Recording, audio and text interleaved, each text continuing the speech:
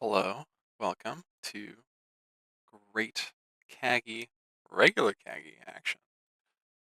This is the third game in the Orion versus Arly match from Logos Pod. The AOA deck that Arly has brought has won the first two games. Arly's on the top, Orion is on the bottom. Bidding is off to the races. So in the first two matchups, we watched Dwarfmon win. The first game was Ganger Chieftain plus Drummerknot Rule 6 combo, where on an empty board you can use the Drummerknot to put the Ganger Chieftain back into your hand, and then playing the Ganger Chieftain readies the Drummerknot so you can use it again. Repeat that loop 6 times. We saw that come out turn 1, and then it come out again at the end of the game for some nice Amber Bursts. Game 2, we didn't see that happen, but we did see some good Logos efficiency, and just generally Dwarfmon doing a better job of putting out Amber than Aaron without a T who melts worry.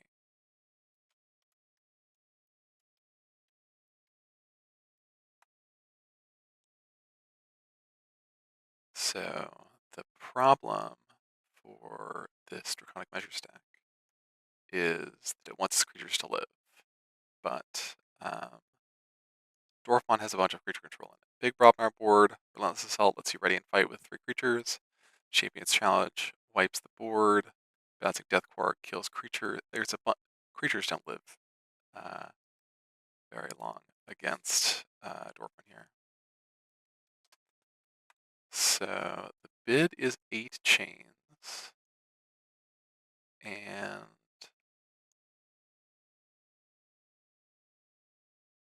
I'm not sure if that 8 chains is correct. I might have been a little more aggressive. The game, it was about a key difference between the two at the end of the game. I'm just not sure that 5-card hands is going to slow down the problems the Dwarfmon is creating. Kind of depends on what we draw here, but we're often rumbling. So that players also swap decks. Important to note. Arly taking the first turn with the Daring Dealt.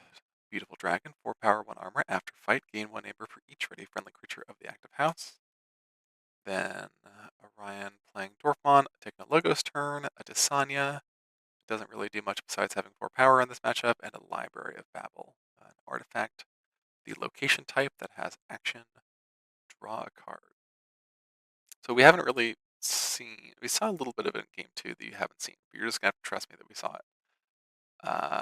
That Dwarfmon, or that Aaron without a T, was able to build out a bit of a board, kind of a Mars board towards the end of the game.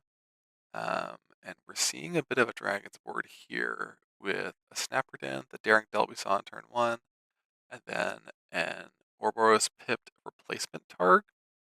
Nifty little pip there. So those 3 creatures could threaten to make some Amber, especially because we're seeing another Logos turn that does have a standardized testing, but otherwise can't really answer the board. Library of Babel draws a card. Labwork's going to archive a card. It's like if we had 2 or 3 more turns of these kind of slow Dwarfmon turns, I think I would be more on board. As it is, come next turn, where I think we're going to expect to see like 3-card hands pretty regularly, and we're not yet far enough ahead for that to be good. Helperbot as well. Lets us play Cyber Giant Rig. Yeah. Cyber Giant Rig, an upgrade, has an Amber Pip. This creature gains at the end of your turn. This creature loses a power counter, and play fully heal this creature and give it a +1 power counter for each damage healed. Helperbot had no damage, doesn't heal anything. In a world where Draconic Measures cares about power counters, there is a chance that putting this on your opponent's creature could help pull power counters off. Very niche, but good to know. So that was a nice little 4-card turn, 3-card turn, 4-card turn, 3-card turn. Arly going Mars, plays 2 creatures, then Reaps, and now we see a Shadow's Call. Lights Out puts 2 creatures back in the hand. Sack of Coins is going to deal 4 damage and kill probably the Snapper Den. Yeah, Snapper did 1 damage on the Uchiha Prime. There's an argument that you want to kill the Targ first, because it being double housed means that it's going to get to reap every turn instead of every other turn, assuming we're staying in these houses. But instead going to go for the generally more threatening Snapper Din. Snapper Din, very good card. It's a common in Draconic Measures.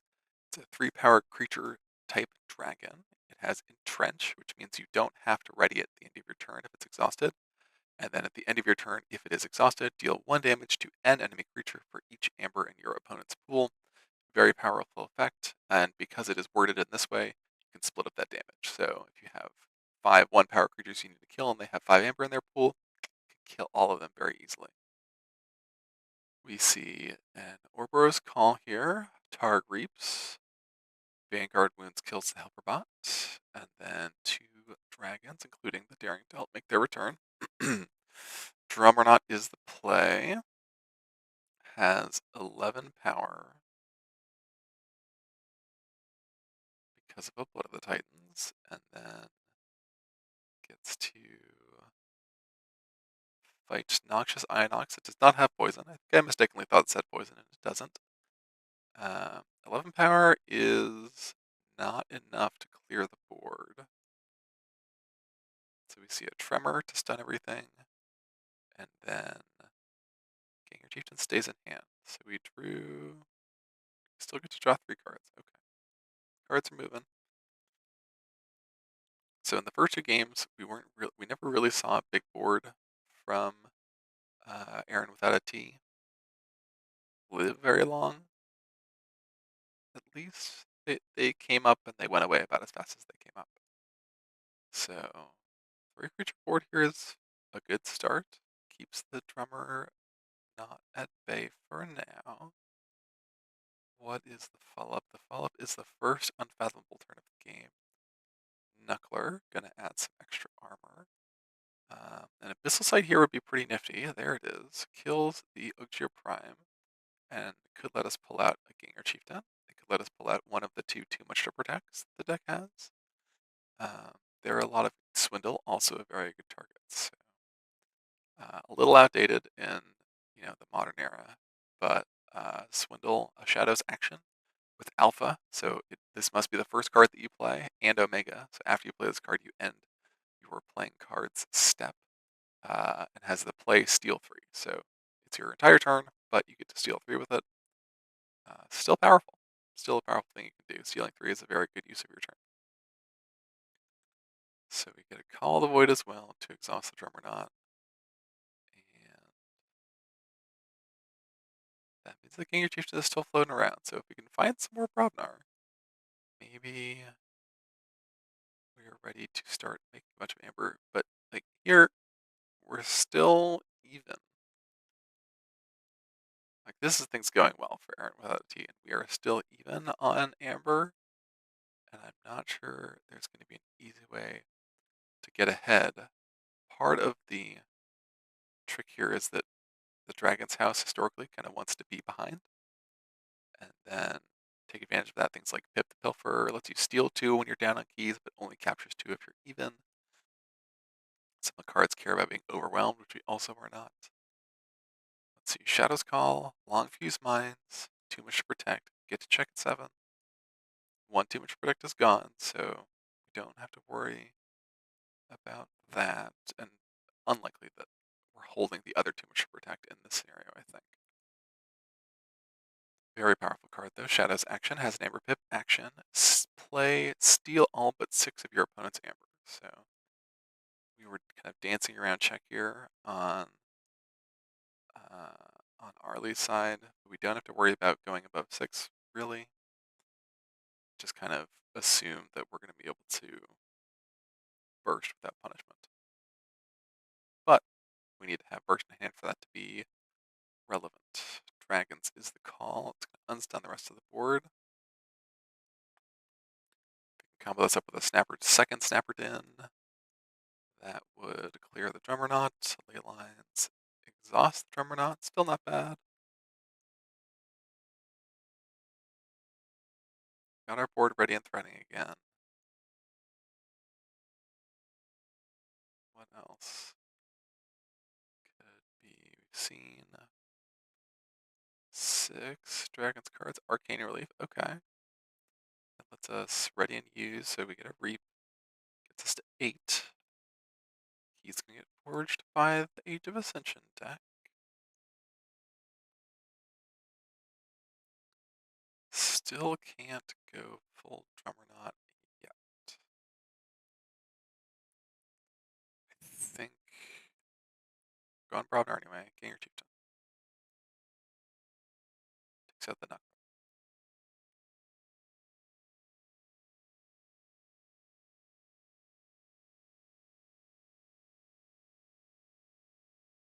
So we really need to have another giant. We're not now at 10 damage. Okay, second Ganger Chieftain. And the Og. I do feel like there was a way you could have set that up so that you got to do Ganger stuff. Ooh, and we have the Kaboom right away. So Kaboom, Mars action, put each Mars creature into its owner's archive, not relevant here, then destroy each creature and gain 3 chains. So now both players have chains. Always an achievement in a game of Keyforge. And the big scary Brobnar is gone until the deck turns over. Then we get 1, 2, 3, yeah. So we had this nice Mars hand come up right at the perfect time. We're going to get 3 Mars creatures in play. We're going to get the Ziz's Compactor out, which is very useful. 4 Mars creatures in play. That is about as perfect as you could set it up, I think, for what Aaron without a T is trying to do. So Mars board is here. Dwarfmon needs an answer, and those answers are Champions Challenge, Standardized Testing. I don't think we've seen either of those. We have not. Shadows has neither of those, but we could see a Lights Out to slow down the fun. Longfuse Mine's also available. Nope, just the Lights Out and an Umbra. The second Too Much to Protect goes by. So we're happy playing out both of the Too Much to Protects here because we know that the Draconic Measures deck isn't really bursting for Amber, so we don't need to keep that lid on them by threatening to have a Too Much to Protect in our hand. Also, we have now escaped out from under chains, so keeping the cards moving is extra helpful here. And it's just going to be a drag race to see who can reach the finish line first. So, Unfathomable is the call. Hemogrith takes away 2 Amber. Bubbles puts Umbra on top. We got an artifact and then an Abyssal Site that gets rid of the Standardized Testing. That's a big get. Standardized Testing threatening to wipe away this whole board. Now I believe it's just the Champions Challenge, and the hard part about the Champions Challenge is that you're kind of low on Brobnar to pair it with. So Logos Call here. We drew a card, and then Wild Wormhole into an Umbra. So the top of the deck was Umbra, Umbra. Basically making a bunch of, well, making a couple Amber with that turn. As we get to play both Wild Wormholes and draw off the library. The decks at this point are kind of even in their positioning. And one of them is hoping to find a big turn that could really set it apart. Mars is the call. We know we have 2 Mars creatures in hand, so that's going to be good. Ideally, we want to play around this Longfuse Mines if we can, putting Bubbles on the bottom. I would have rather put Umbra on the bottom.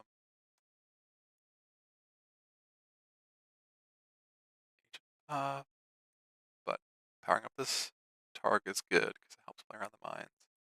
Another agent buff should go on the other side here. Operator can fight the Umbra, Targ can reap for 1, and then you have a nice threatening board. Targ fighting then makes it vulnerable to the Longfuse Mines, but not that big a deal. 2, yeah, so just getting those 2 buffs out that we knew were there from Lights Out That's the kind of value that Lights Out provides. It's subtle, but Lights Out Shadow's action gives you an amber when you play it, and then play, return 2 enemy creatures to their owner's hands. So it's obviously good because you're getting a creature out of the way. Captured amber on it comes back to you, very nice. But also, if you can give them back creatures of a house they're not going to call right away, you're slowing down their ability to advance through the deck. So they're going to draw less new cards that could then be a problem for you and just kind of have to play the same threats. Alright, Shadow's Call, Perplexing Sophistry hits Pip the Pilferer, and then we see an Umbra, so just a 2-card hand. Orion running into kind of a slow, bumpy spot of Dwarfmon here. I think we're still expecting at least one more Brobnar turn. But we're all done with shadows. No more shadows left in the 9 cards that are remaining. Yeah, Mars Call. Gonna use all 4 of our Martians. That's good. So, Reap, Fight.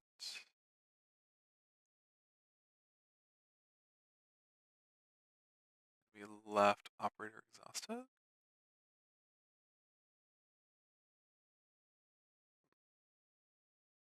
Yes, okay. So Operator didn't get readied. Operator's still not getting readied. I see we've lost an amber in this case, but I do see the general idea. Logos lets the call Eureka. Logos action with an amber pip alpha, so it must be the first thing you do. Gain 2 amber, archive 2 random cards from your hand, so that's great efficiency. Then a Quantum Finger Trap for an amber. We draw, we're up to 8, so a good turn. Definitely a good turn. Starting to threaten that key too. Didn't answer the board, but we know that Arly doesn't have any more Mars to go with the board that we're currently presenting. Long Feud's Mines is going to kill an agent buff. Harlan Mindlock is going to steal the operator. That's not optimal. Then we're going to trade off the whole board. Okay. Got a little complicated, but we somehow had all of the logos available to us. So Harlan Mindlock is a creature that lets you take control of an enemy flank creature and then bouncing Death Quark, destroy an enemy creature and a friendly creature, and you can repeat this effect as many times as you like, as long as you can repeat the full effect. So that allows us to clear the board. Both decks on check. Key 2. Arly dumping out a hand of Unfathomable. 5-card hand, very nice. But is down to amber, and we're going to see a Brobnar turn. I think we're going to see all of the remaining Brobnar, so it should be a Champions Challenge, Lollop, Ogopogo, and maybe both Relentless Assaults. Cybergiant Rig, Ogopogo. Yeah, both Relentless Assaults are going to be a problem, because with no creatures in play, it's just ready. You don't have to fight. So, yep, big burst turn. The deck kind of came together in the right order for Orion here. As it gets to check at 8 for key 3. And there aren't a lot of good answers left in Aaron of Theta T. I think there's one operator. Mars is the call. There's the operator. Ryan says the Eureka hit was perfect last turn. Yeah, Eureka probably hit both Brobnar cards and left all of the logos available. So that is unfortunate if you are hoping for the Draconic Measures deck to win. Digital Manipulation discards Wild Wormhole. It's an Amber on Ogopogo. Productive Trash. That's this capture. So we're moving through the deck. But I think we've kind of run out of cards that make Amber from hand. Didn't use the Compactor. probably wanted to use that compactor. It's possible that we aren't thinking about putting enemy creatures on the bottom of their deck, but we should be doing that. That's good. I had the fortune to play against both of these decks in various contexts. They're both very cool, neat lines from each of them, and kind of interesting choices that you have to play around when you're operating them. Robnar turn, Lollop devours the operator. Poga Poga Reaps. Still need to solve 8 Amber, which I'm not sure we can do. Nope, doesn't look like it. Looks like Snapper Gren's going to deal some damage, and Orion is going to win the game. Very close at the end, 3-2. 2 Amber remaining to 2 and 5.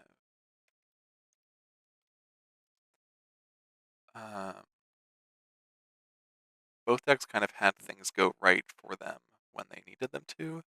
We saw that with the Kaboom and then a pile of Mars right after the Brobnar board got put down, and then right at the end there, the Eureka allowing the AoE deck to have a big Logos turn, gain the Amber that it needed to threaten, while also answering the board that Aaron without a T had put down. So definitely a tricky matchup. You can see that a couple slower turns early on with a couple extra chains probably opens up some opportunities here. But I mean, looking at the result, I think if we don't nail that Eureka turn, it's probably a win for Aaron without a T. So we're right on the edge on the balance point here. I think it's pretty good. Yeah, very interesting game. Thanks for joining it. There'll be more. Enjoy some more Adapted. See ya.